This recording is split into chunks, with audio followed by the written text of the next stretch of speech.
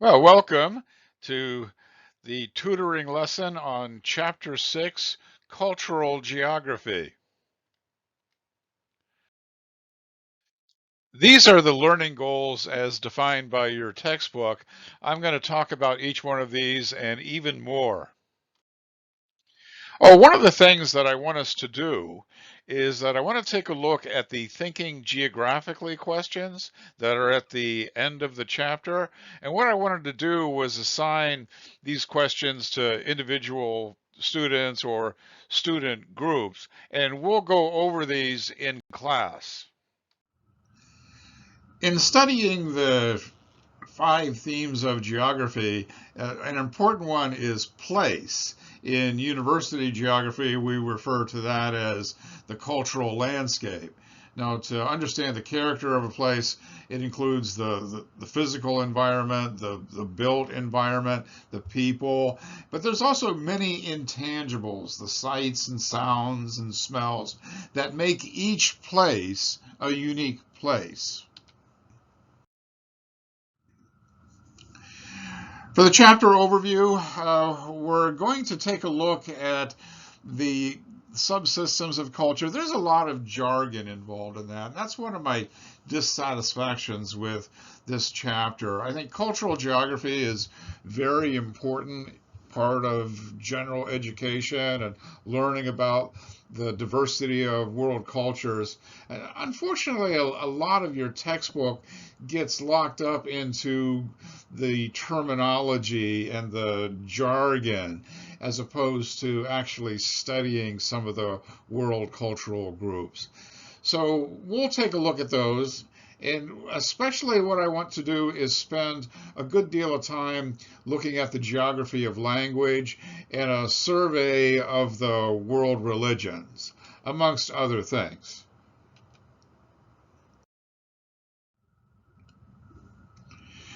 Okay, well, here's an example of a lot of that jargon.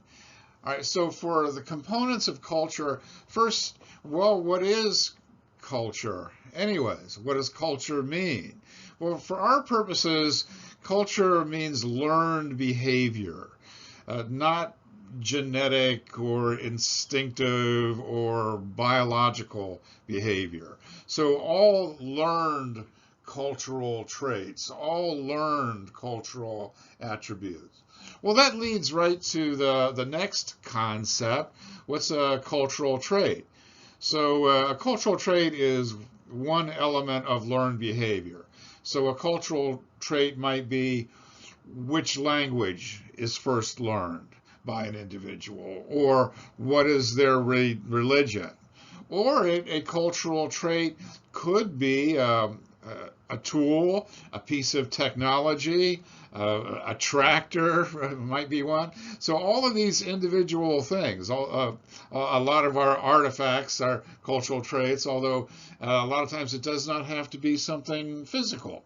So a single element of learned behavior is a cultural traits. Of course, there's innumerable cultural traits.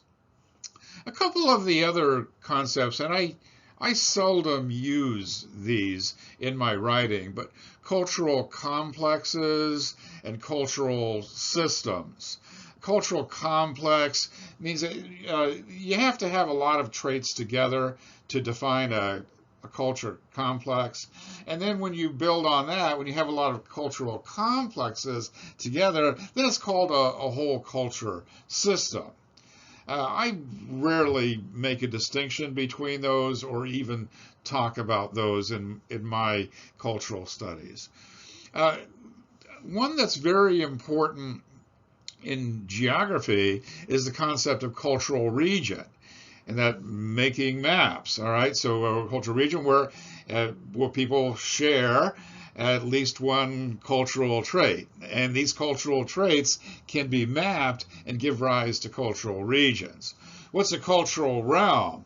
Well, that's the same thing as a cultural region, but it's the largest possible region that includes in a lot of things. All right, so when I do cultural studies, I do use the term cultural traits and I do use the term region quite often. All right, well, here, let me flesh some of these things out for you. And a cultural trait in this case, all right, the cultural trait might be the first language that somebody learns, or to be able to speak Spanish. That's a cultural trait. You speak Spanish or not would be a cultural trait. Of course, you could define that in a lot of different ways. Or is this the language that's spoken at home? All of those things are ways that you could talk about, do you speak Spanish? All right, so if you collected data on that, and this looks like this is the year 2000 census data. So on the survey, they ask what is the language that's usually spoken at home. And if it's Spanish, it gets checked off, and then it's going to get categorized and summarized, and here it's shown on a map. So you see, I'm going to do a control here with these categories, percent of the population that speaks Spanish at home, and so I guess it's not surprising that in the Hispanic borderlands of the United States, in the Southwest, the border areas of Texas, California is a lot. Also, a lot of Mexican Americans in this area, and in Florida, a lot of Caribbean Hispanics as well, and also scattered throughout many of the larger cities in the United States, or where there's a large Hispanic immigrant, migrant worker population and so forth. So you could do that. So if what you wanted to do is that if you wanted to make a cultural region and call it the Hispanic area of the United States, well, you could use this data, the cultural traits, and have a criteria for grouping them and then draw that on there. Such a thing would be an example of a cultural region. All right, let's take a look at the cultural traits of the Maasai people of Eastern Africa. Many cultural traits are observable there. Now, you'd have to say that the many cultural traits come together to make a cultural complex of nomadic herding, and the Maasai have a cultural system when you take all of the traits and complexes together. But let's take a look at some traits. What would be some of the traits if you were a nomadic herder? All right, so if you're a nomadic herder, what is the food that you eat? See, they're cattle herders. So what food do they eat? Well, they don't eat the cattle so much. They mainly drink the milk, and they also drain the blood out of the cattle too, and use that for food. You see, the thing is, if you're slaughtering the cattle for beef, then they're not going to last very long. But what they're going to do is they're going to use the cattle for their sustenance. So much of their food comes from the cattle. Okay, and then they're nomads, so they don't live in permanent dwellings, right? So they migrate with the seasons, and they know where the fertile grasses are at different times of year so that they can graze their animals. Oh, that's one of the things about the term nomadic herding or nomads. In our popular culture, sometimes nomad is taken to mean an aimless wanderer, and that's not the case with these people. They're not wandering aimlessly. They know exactly where they're going at different times of years, where the best land and the moisture will be and the fresh grasses will be at different times of the year. And so that's also another of their cultural traits, is that knowledge. Okay, so what would their dwellings be made out of? Well, their dwellings would be made out of the cattle skins because they use tents. They have to pick up and move all of the time. Okay, and then what are some of their artifacts made out of? Their tools and weapons and decorations and so forth are very often made out of the bones of the herded animals. All right, so all of those cultural traits come together to build a cultural complex and cultural system. All All right, that's the Maasai people of Eastern Africa. Your textbook also takes a look at another cultural complex. For example, American car culture, what we call car culture. Americans are, for the most part, in love with their automobiles. What role does the car uh, take in American culture? It's more than just transportation from getting from one place to another. All right, some of these things here, growing up, it's a definite rite of passage for teenagers to get their driver's license or to get their first car. And everyone remembers what their first car was. Cars are celebrated in the movies and songs and so forth. And we've built a system not so much on public rail to get from one place to another, but for individuals to jump in a car and go from one place to another. Our whole highway system, all right? Other countries don't do it that way. Also, what does this say about us as a culture? Drive-through businesses, even have drive-through voting. These days. All right, so we go through the drive-through rather than even going into the restaurant. And so the type of car also says something about the individual and places you in the social hierarchy. So for American car culture, a lot of cultural traits are combined together into a cultural complex. All right, so that's a good example of a cultural complex.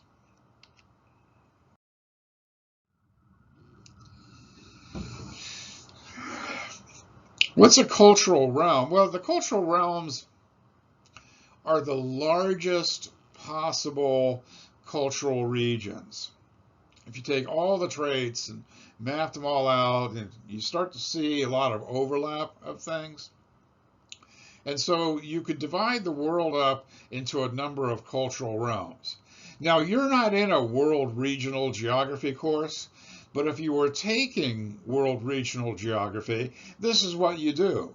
You break the world up into regions, and then you study the unique characteristic of every region. We don't learn about the world this way in principles of geography.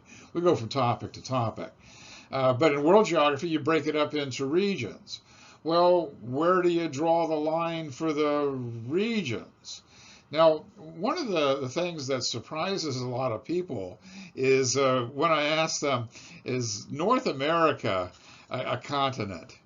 Well, here on these realms, what's North America? Now, you probably learned in elementary school that North America included that land where the United States, Canada, Mexico, the countries of Central America, control shifts, so we know that. Yeah, arguably, even the islands of the Caribbean and Greenland are part of the physical continent of North America, but that's not part of the cultural region that we mean when we say the North American market or North American economics. And Mexico and the countries of Central America are in this cultural realm that we call Latin America. So the generalization you can make about these countries is different from the generalizations that you could make about the United States and Canada. It used to be in a lot of books that we used to call this Anglo-America, because for most of the history of the United States and Canada, based on Anglo or English traditions, much the same way this area of Latin America, it's called Latin because of the Spanish and Portuguese, and to a lesser extent in the Caribbean, the French. And those are all Latin language, so we call them Latin America, even though there's many areas in Latin America. Oh, notice they put Latin in quotes. Why would they do that? There's many areas in Latin America where the Latin Americans aren't really so Latin. There's a lot of Indian peoples in Latin America and Indian languages and dialects and cultural norms. So it's not necessarily all Spanish. And then how about sub-Saharan Africa? Now, one of my pet peeves in education, particularly K-12 education, where they have geography books, they always break the world up into uh, continents instead of these regions. And then when they have a chapter on Africa, it's the entire continent of Africa. But Northern Africa is different than Sub-Saharan Africa. When you're generalizing and describing the countries of Northern Africa, they're a lot more like the countries of Southwest Asia. The Islamic religion, the Arabic languages, and other Islamic cultural norms, distinct from what you call Sub-Saharan Africa, Bantu Africa, Black Africa, south of the Sahara. So it's a different generalization, different groups of ethnicities, different groups of languages and cultural norms there. So it's a distinct world region or cultural realm. All right, so those kind of stand out here. Maybe you want to take my world regional geography course as another elective.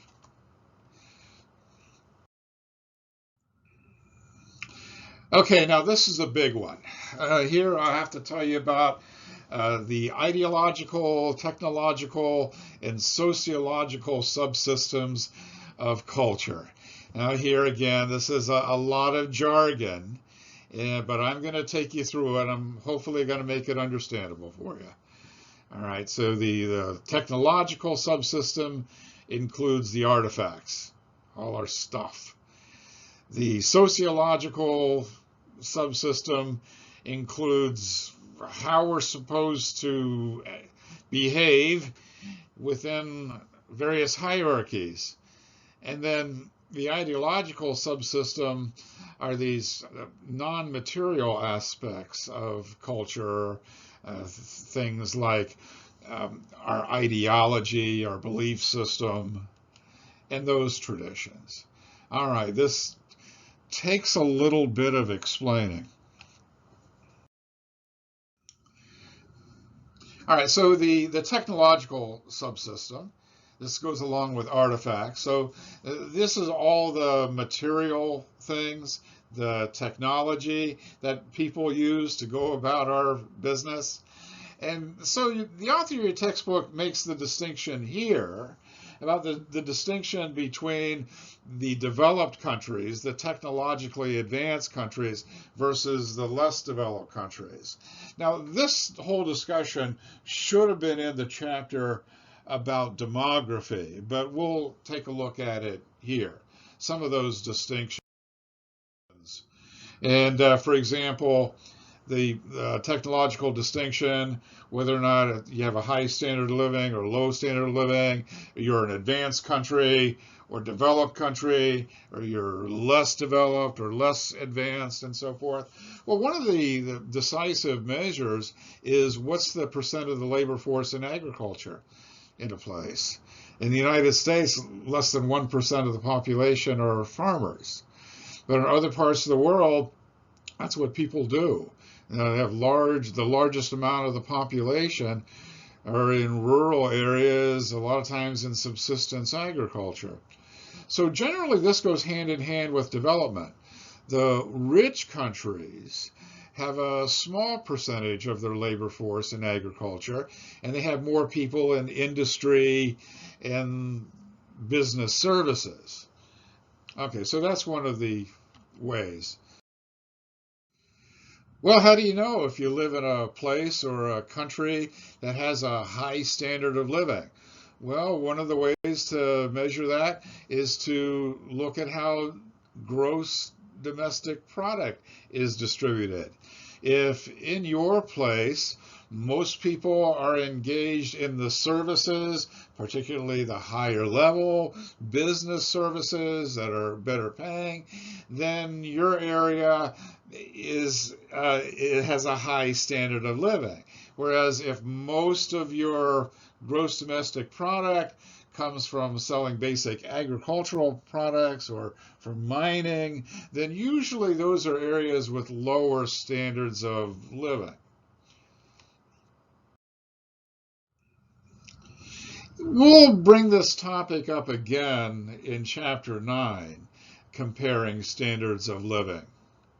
Gross national income per capita is one way in which that's done.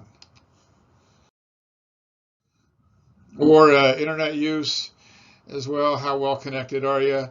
And I try to make the observation that, in these isolated areas in the less developed world, they don't have access to internet as much.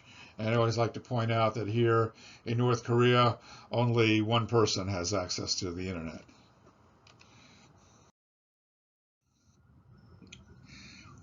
Yes.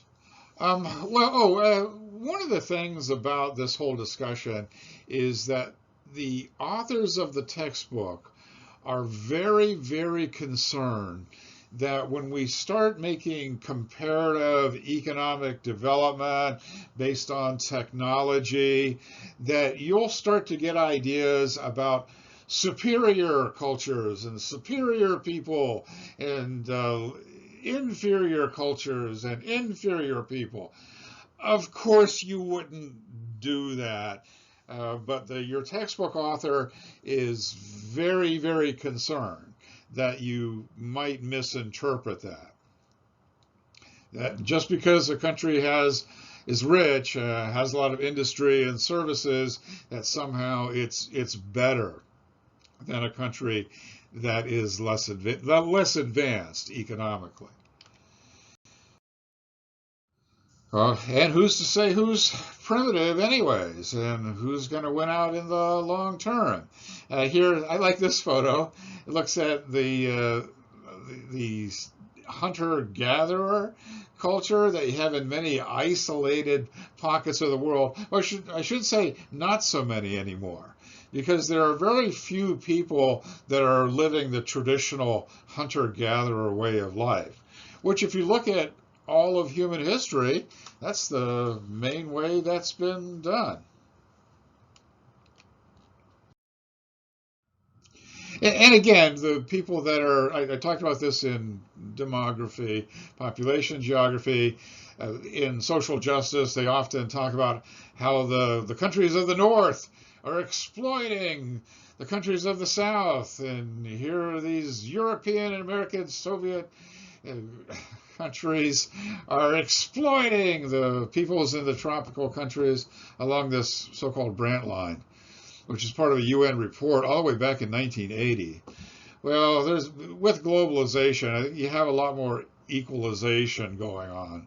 So I'm impressed that they even still mention this in the book. And I think that you could probably make a number of corrections too. And there's a good number of pockets in what we'd call the developed world that have low standards of living. And there's a lot of places in the developing world where there's also a lot of wealth. These countries in the global South have industrialized quite a bit since 1980. I think if you were going to draw the blue line again today, the blue line would cut right across the Korean Peninsula.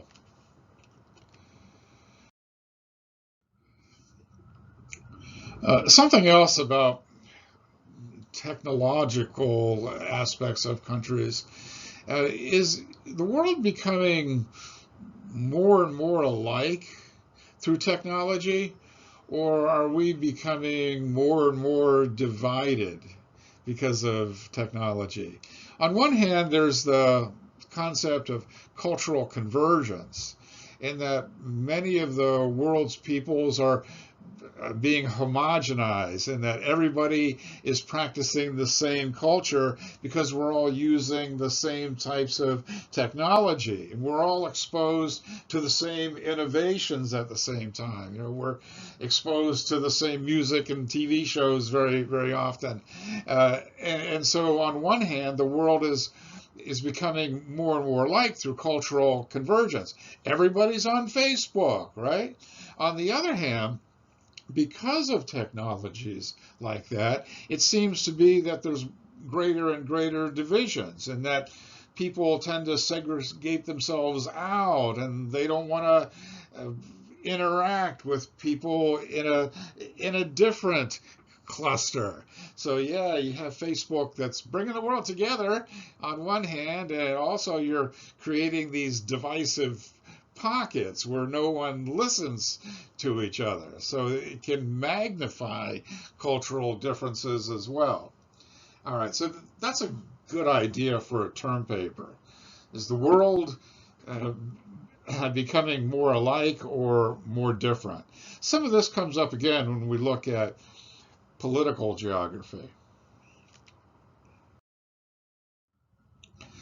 Okay, next up, we'll take a look at the sociological subsystem.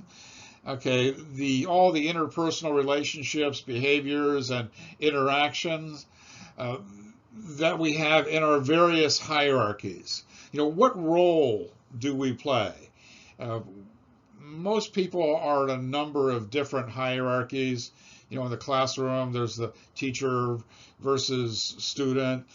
Within the students, there's a hierarchy of the jocks and the nerds and so forth. And as you can see in this picture, in most American colleges, the nerds are greatly admired for their computer programming skills and at the top of the hierarchy, at least in that one movie. And there are a number of other hierarchies, political hierarchies, religious hierarchies, and so forth. And what are the expected norms and the ways that you have to behave when you're in those hierarchies?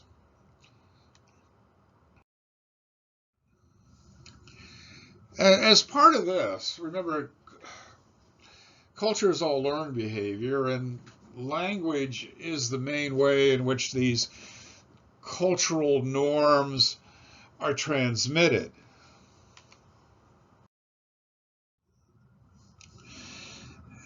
And then of the three, the ideological subsystem. And this includes non-material culture and sometimes some intangibles, although they're definitely part of culture. The belief systems, the ideology, and so forth. That's passed down.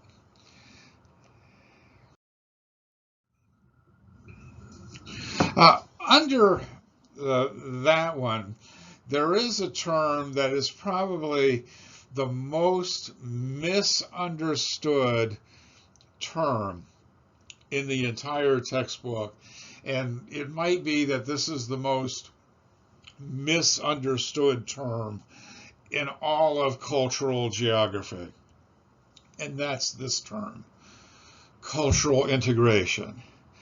All right, now if it was me and I was writing the textbook, I think I might call this something else. I might call it cultural interaction or cultural association. Actually, they called it that back in chapter 1, but here we have cultural integration, or it's not mathematical correlation, but maybe I'd call it cultural correlation, because cultural integration is always poorly explained and often misunderstood.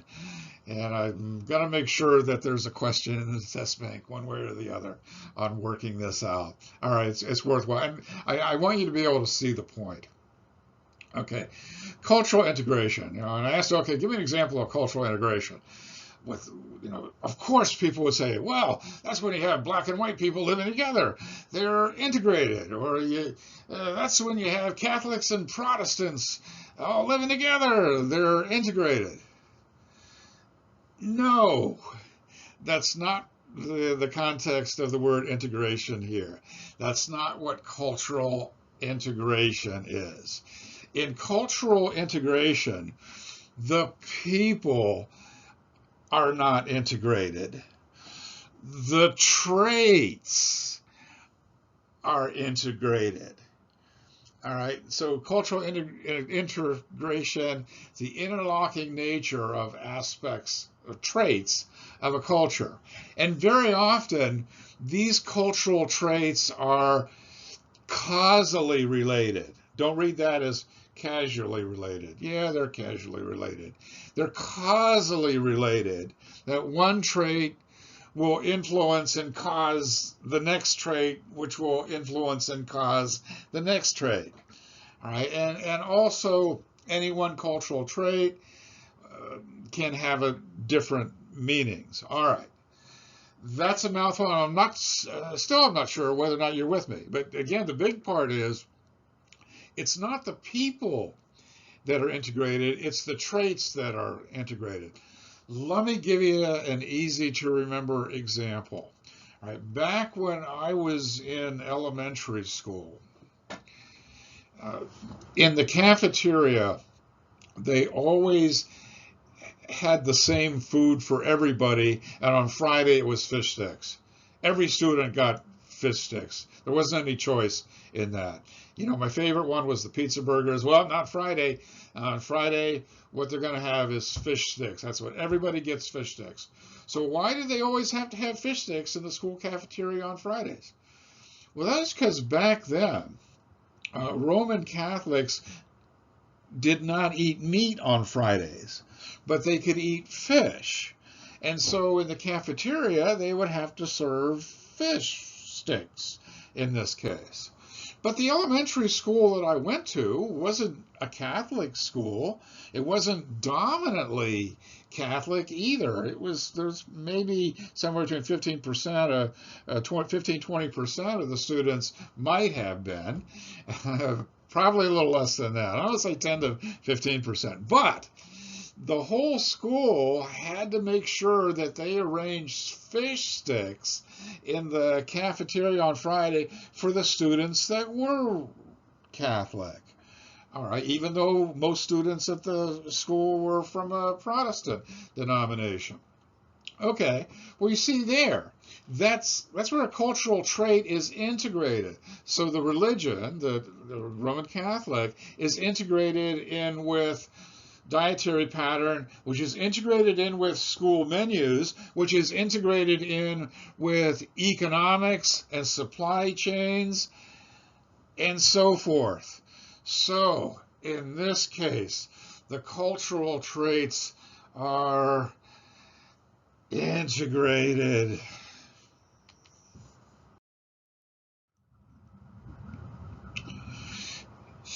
Here's another good way to cut to the chase between technological, sociological, and ideological, artifacts, sociofacts, and mentefacts. All right, let's take a look. And I have these three pictures from the book. All right, so artifacts. All right, so it's a tangible aspect of material culture. All right, for example, the fireman's hat is an artifact. All right, so and if the clothing means that its primary job is to protect and assist in the firefighting job, then it's an artifact. It's part of the technological subsystem of culture. Depending on how the technologically proficient a culture is, it may or may not have those. But the fireman's hat is an artifact, part of the technological subsystem. All right, how about the bishop's hat? Is the bishop's hat, is he wearing that hat to keep his head warm, to protect his head? No. His hat tells one what his role in the church is, where in the hierarchy he is. It identifies him, or here in quotes the uniform of his role in that organization. All right, so the fireman had a hat. Well, it was an artifact. It was functional. The bishop has a hat. Well, it says something about his role in the hierarchy. And then finally, mentefacts are part of the ideological subsystem. So here, for this example, the clothing that these Muslim women are wearing, that's indicative. Well, there's a little bit of the the hierarchy there, men versus women. But also in Islam, women are supposed to be modest. Now, Islamic scholars may point out that it says nowhere in the Quran that women have to wear head coverings. Different cultures interpret this in different ways, but women are supposed to be modest. That's one of the values in Islamic culture. All right, so there that says something about their culture. It's a mentafact. All right, so by comparing hats, we learned about the technological, the sociological, and the ideological subsystem of culture. And there's also in the textbook another example dealing with dwellings.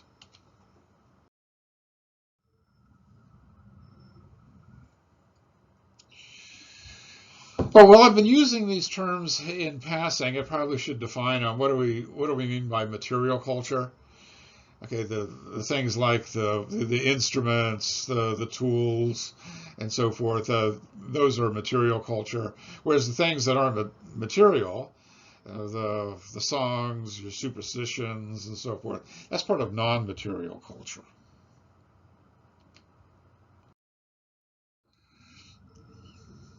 Right. So the material culture at dinner time might be the dishes and the food and so forth, and then the tradition of having a prayer before eating, that would be part of the non-material culture.